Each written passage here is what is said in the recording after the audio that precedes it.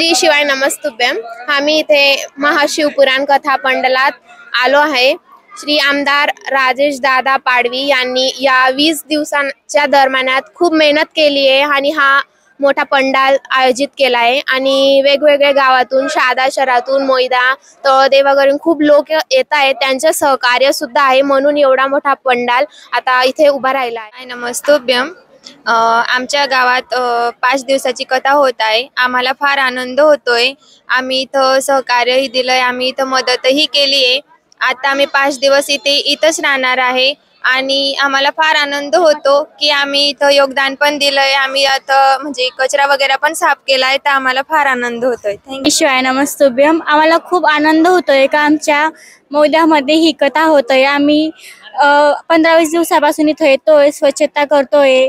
आता पण आम्ही 2 दिवस बाकी, तर तरी पण इथंच आहे। तुम्ही सगळ्यांनी पण इथं या कथेचा लाभ घ्या। श्री शिवाय नमस्तुभ्यम। आज आहे गुढीपाडवा।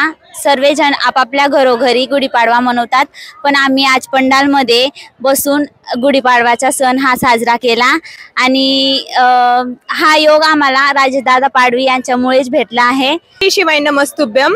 इथं फार ऊन आहे, त्यामुळे इथं सर्वांनी आपली काळजी घ्या। पाणी भरपूर प्या आणि सर्वांनी येताना सोबत पाण्याची बॉटल आणि आपल्या पोटाच्या आहारासाठी आपल्या सोबत खाण्यासाठी काही सोबत आणा।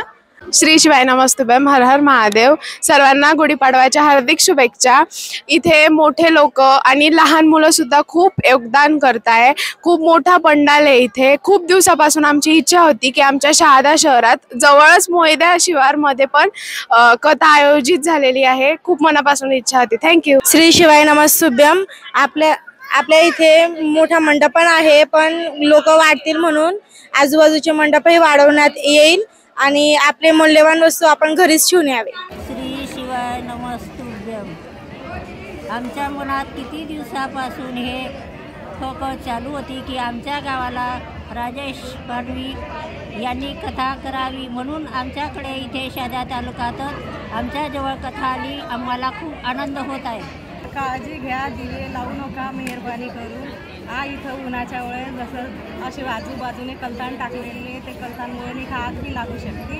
राजेश पाडवी दादा, मोयद्याचे, शहाद्याचे सर्वांनी फार मेहनत केलेली आणि खूप आनंद होते आम्हाला की कारण आमच्या गावामध्ये कथा ऐकण्यामध्ये आम्हाला फार आनंद होतो। इतक्या दूर आम्ही जाऊ बी नव्हतं शकत। माझी तर इतकी अपेक्षा नव्हती की मी जाऊ शकणार, पण किती आनंद होते की इथं आलं व आपल्याला कथा ऐकायची, म्हणजे एवढी इच्छा पूर्ण झाली।